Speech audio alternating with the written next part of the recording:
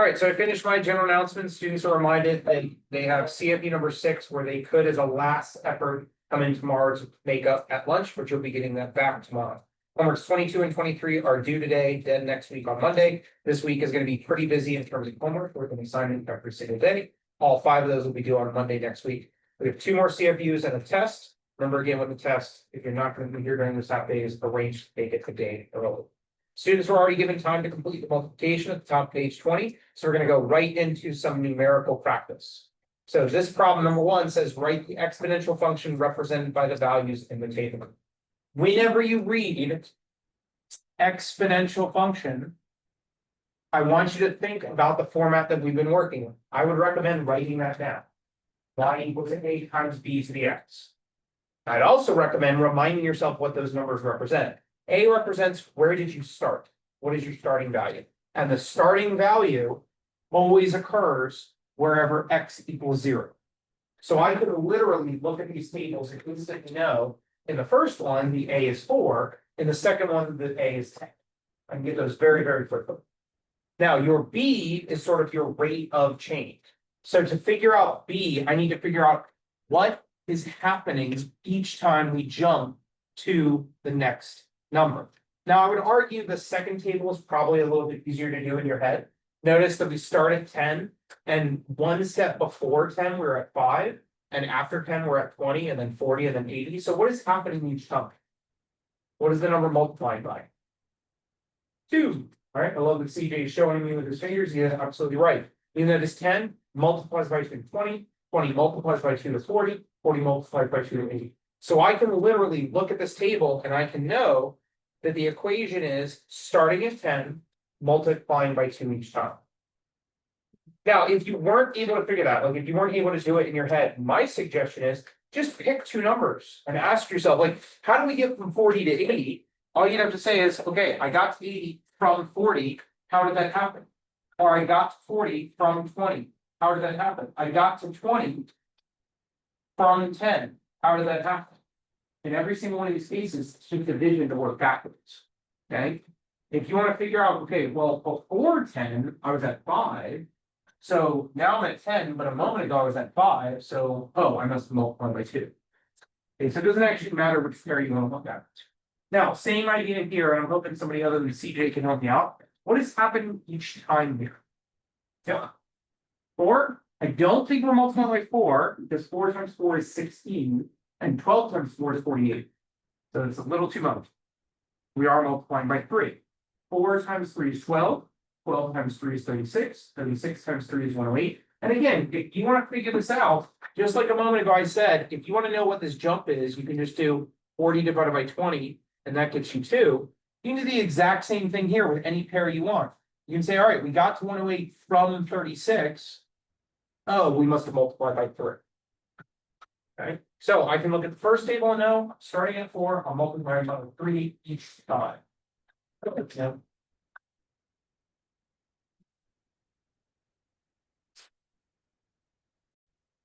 Okay, so the big shift, for those of you who weren't here on Friday, the big shift that occurred on Friday was every single time we were working with an exponential function, the function was just given to you. The starting value was given to you, the growth rate or the decay rate was given to you. You had to be able to write the equation, and then you had to be able to use it. We were never in a position where we had to figure out the equation for ourselves. That was the big shift. Okay, on Friday, I showed you problems where, and this is actually the type of problem we're literally about to practice. On Friday, I showed you scenarios where I didn't give you the equation. I gave you 1 or 2 points on the curve, and you can figure out the equation. And this is exactly what homework 23 looked like. Okay, 22 and 23 were due today. Now, this is kind of the same idea. I'm not giving you individual points. Instead, I'm giving you a table of points, and you have to be able to use those to figure out the equation. Okay, so there's no context here, there's no words here, it's just numbers. And you look at the table of values and figure out the equation. Questions before we turn the page? All right, go ahead and turn the page. Now, again, this is the format that I'm working. Okay, and anytime I want to figure out my starting value, I'm going to look for the value at 0. So in both of these scenarios, I can look at the first points given and simply know, okay, in A, the A value is 4, In the second problem B, the A value is 6. I can get those numbers very quickly. Now, I'm going to use the other point to write out an equation that I then solve to figure out B. The first point tells me I'm starting at 4. So my starting value is 4. Now, that doesn't help me with my B value. Remember, the equation is y equals A times B to the x. Still don't know B, but I know that if I plug in 5 for x, I'm supposed to get 972 for y. I can use the other point to basically finish the equation, and now I can solve for B. Okay? Anyone suggest what we should do first here? Joshua, are you making sure you get these notes, sir? All right, let's keep the phones away, please. What can we do first here, folks? I heard you say 10, but I'm here right now. I'm trying to solve that for B. What can I do first, folks? Divide by 5. I'm gonna not divide by 5 because the 5 is a power. I'm gonna divide by 4. So I am gonna divide by 4, and Jordan, if you would, I don't know if it's both ears. Thank you, sir. Okay, that's correct. So I'm gonna divide both sides by 4. Not that you have to show that work, that's totally up to you. Okay, and if you do 972 divided by 4, what is that? I think it's 243. Anyone help me out with that? It is perfect. Okay, so 243 is equal to B to the 5th. Now, some of you said divide by 5, and I appreciate that you knew we do want to get rid of the 5, but remember, that does not say 5 times B. If it was 5 times B, then yes, we would divide by 5 and get rid of it. You realize, what are we going to do to both sides to get rid of that 5th power? What's the opposite of a 5th power? Okay, the opposite of powers are roots. So Joshua, the opposite of 5th power is? I saw your hand, so I figured you knew. I thought. Okay. How do we get rid of a 5th power, folks? 5th root. And the opposite of a power is a root. So what I'm going to do is I'm going to take the 5th root of not just the 243, but I'm going to take the 5th root of B to the 5th. Now on the right side, 5th root of B to the 5th, the 5th root and the 5th power, they just go away. They leave you with just B.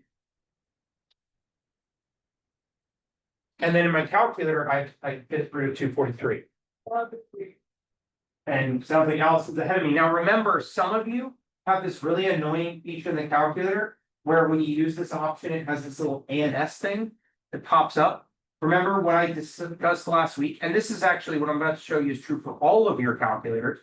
If you type the root that you want first, like I want the 5th root, so just type a pot. Now hit the math and go down and select this X root, this variable root thing. The calculator will understand that you want the 5 that you already typed in the root position. It'll place it there for you. And then you type 243, and also you're absolutely right. E is going to be 3. Now, please do not stop there. The question was not to find the value of B. The question was to find an exponential equation. Okay, remember, exponential equation means this. So you have to find A. We know A is 4. That was given to us. And now we know B, we solved for B being 3. So my final answer is going to involve both of those. My final answer is this is my exponential equation. That's my final answer. Okay, I'm going to give you all 2 minutes. I want you to try B yourselves, and then I'll go through it slightly faster. Go. So let me walk through this relatively quickly. So first off, I noticed right away we start at 6, and 3 steps later we drop 0.75. That tells me this is exponential decay.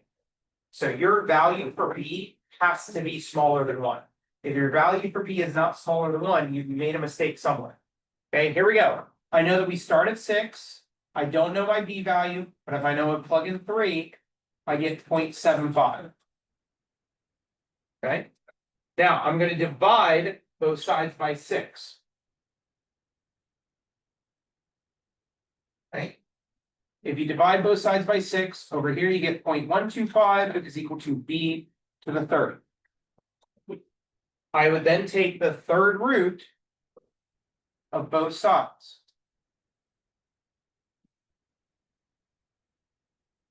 Remember again, green steps, you do not have to show on a quiz or test, sort of like extra work shown shows my thought process. Third root of b to the third is just b. And here, if you type the third root of 0.125 in your calculator, you will get 0.5. Or for those of you who prefer fractions, you could call it 1/2.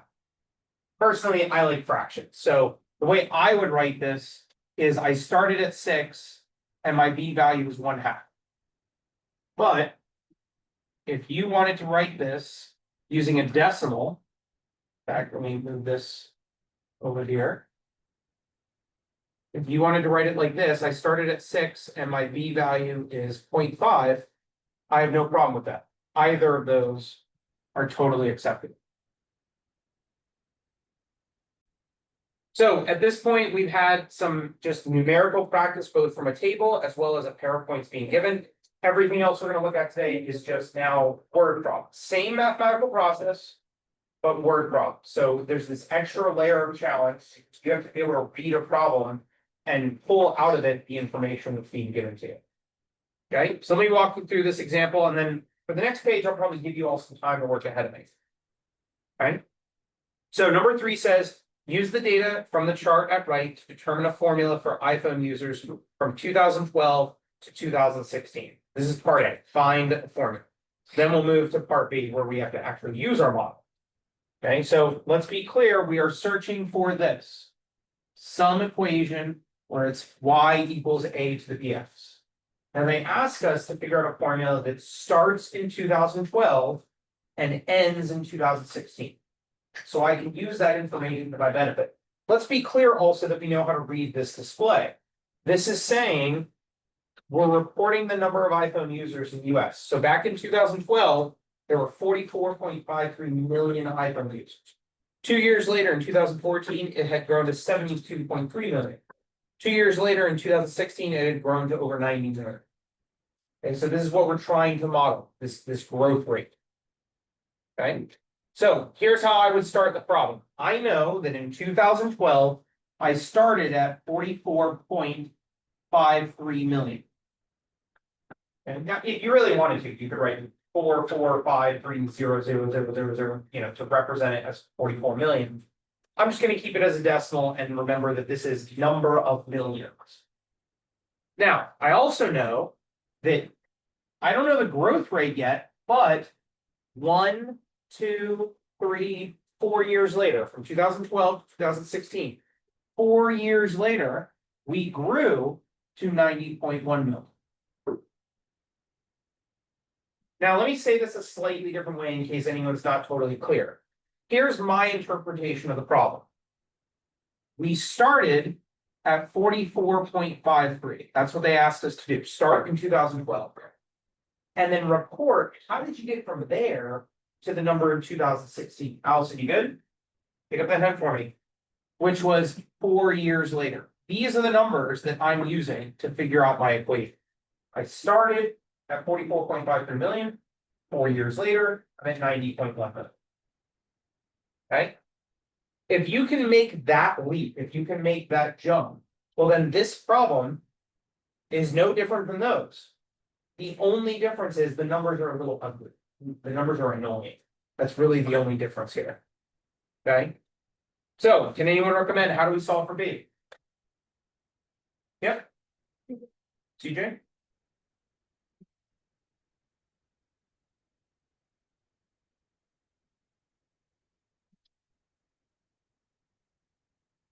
For anyone that can't hear him, he's focusing on A, which I like. He's focusing on the 44.53. That's your A value.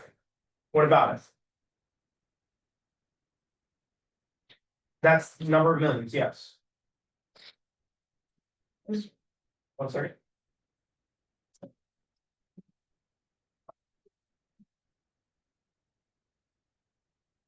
I'm not totally following what you're saying, but Natalia, what was your question? That's what I'm looking for. So, CJ, I don't know if you heard what Jordan just said. You were focusing on the correct point or the correct value. I'm going to divide both sides by 44.53. Notice this is exactly what we did on the problems of the page. Just the numbers are a little uglier. That's the only difference. Okay, let's put those phones away, please. I've got 90.1 divided by 44.53. Okay, and I got 2.0233. In general, I don't really go much further than the third decimal place. So I'm just gonna call this 2.023. I'm gonna stop on the third decimal, the third number after the decimal.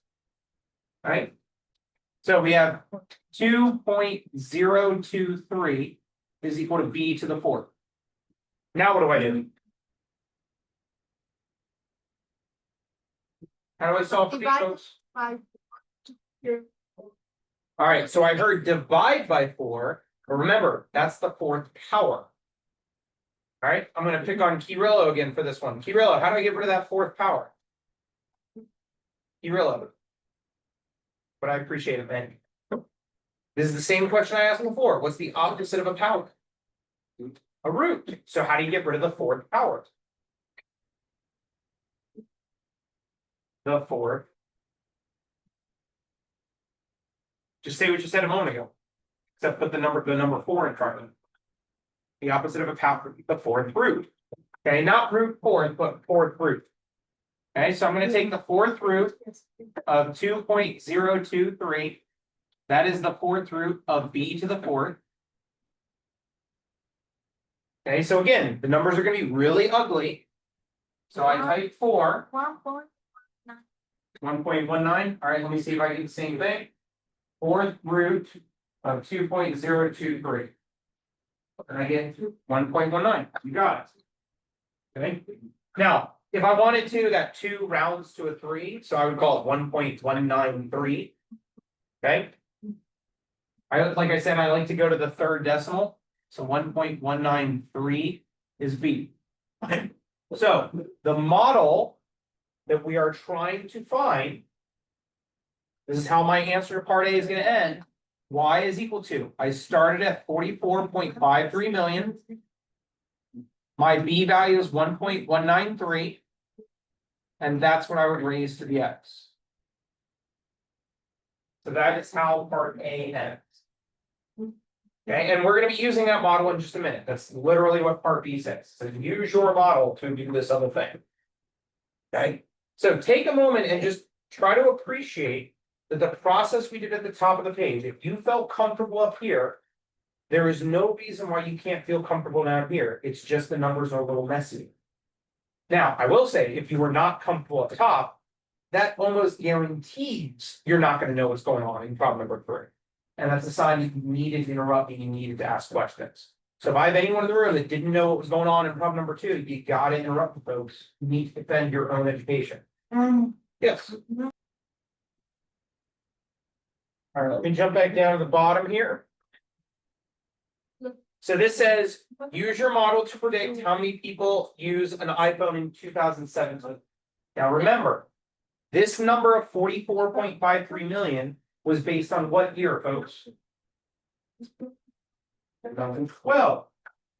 So when you're asked to make a prediction in 2017, how many years later is that? 1. Not 1, not 6. 5. If you want to start in 2012 and you're trying to get to 2017, that's 5 years later. Or if you want, you could show this work. That has to occur to you. You're using this formula to make predictions after 2012. The 44.53 million started in 2012. So if I'm asking you to make a prediction in 2017, I'm asking you to make a prediction 5 years after your starting point. So you would have to type this into your calculator. Now, the other thing you want to be careful about is your number represents number of millions. Okay, so when you provide an answer, make sure you attach them. Don't say to me, well, in 2017, I think there are 107 people with iPhone. I seriously doubt that. You dropped from 44 million in 2007 to 107 in 2017. No, this is 107 million iPhone users. So attach that. And that way it's clear you know what you're doing. Questions? All right. All right, last problem of the day. Says in June 2009, Rebecca was born. Her grandma and grandpa put $6,000 into a 529 college savings account and planned to surprise her with it after she graduated high school to help pay for college. From 2009 to 2017, they never made additional contributions, so they never put more money in. In June of 2017, the account statement showed the account was at $14,600. Use this information to complete the steps below to create an exponential equation which models the situation. So part A says record the 2 points which you know are on this exponential model. So let's start with this. Where did this account start? How much was in it? Yep. Thank you, Jamel. $6,000. So the starting point, granted, this was in 2009 when Rebecca was born, but that's where the account started. 2009, it started with $6,000. Now, we know later it got to $14,600. But at what point in time did that happen? How many years did it take this account to grow from 6,000 to 14,600? I appreciate it. Hoping to hear from somebody else. How many? Ooh, you're one off. How do we get from 2009 to 2017? 8 years. Okay, so it took 8 years for this account to grow from 6,000 to 14,600. So our goal at this point is to use those 2 points to determine an exponential model. Now remember, when we say an exponential equation, this is what we're talking about. We need to know the starting location, we need to know the growth rate. Now, the first point gives you the starting location, started at $6,000. The other point is what gives you what you need to solve the growth rate, the B value. So here's what I'm going to write. I know I started at 6,000. I have no idea what the B value is. But I know 8 years later, I grew to $14,600. I'm going to give you all 2 minutes to work ahead of me. Try to figure out B, and if you're fast, go ahead and move on to the other parts of this problem. I don't think 2 minutes is enough to do that. Try to use that time to solve for the model in part B. All right, I'm going to talk my way through this, but I'm going to show less green on the screen. I'm just going to kind of show the work I would put on a test or quiz. I would start by dividing both sides by 6,000. So 14,600 divided by 6,000 is 2.433. Again, I'm always going to stop at that third decimal, so 0.433. I then would know that I need to take the 8th root of that 2.433 number to figure out whatever B is. I'm literally showing you how I would show work on a test or quiz. So I'm kind of doing multiple steps at once there.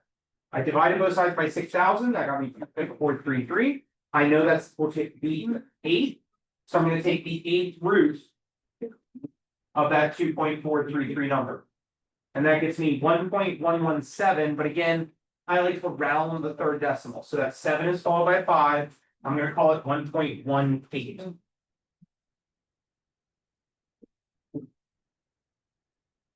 So the model that I'm essentially finding here, my final answer is I started with 6,000. My B value is 1.118 raised to the x. That is my final answer. Now, if you can get that far, the other 2 questions are very quick. Because the next question says, based on your model, how much is going to be in this account after 1 year? That literally means plug in 1 for x. Like start at 6,000, multiply by 1.118 to the 1. We just want to know 1 year of growth. So 6,000 times 1.118 to the 1. And I get $6,708. So Rebecca's grandparents, they put $6,000 aside after 1 year. It's not really grown dramatically. It's only grown by about $700. However, it says if this account continues to grow at the same rate, how much would be in this account when Rebecca turns 18? Okay, so that's in June of 2027. That's 18 years after she's born. So this is nothing more than take your exact same equation, but now you're plugging in 18 for x. Because the money's been allowed to just sit there and grow for 18 years. Here's a nice little calculator trick. If I hit second enter, it just retypes the last thing I type, and I can just use my left arrow to go back and add a digit to that exponent. Makes my life a little bit easier. And I get over $44,000. So Rebecca waits and doesn't touch that money until she's ready for college. Her grandparents basically just paid for her first year of college. And hopefully then some, depending on what college is like by the time she's going to college. Right? And we're done.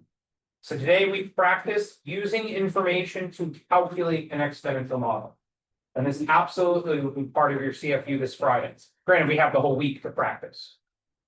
Right? So you should be well equipped, hopefully, to complete homework number 24 at this point. It's very similar to homework 23. Thanks for watching. Have a good one.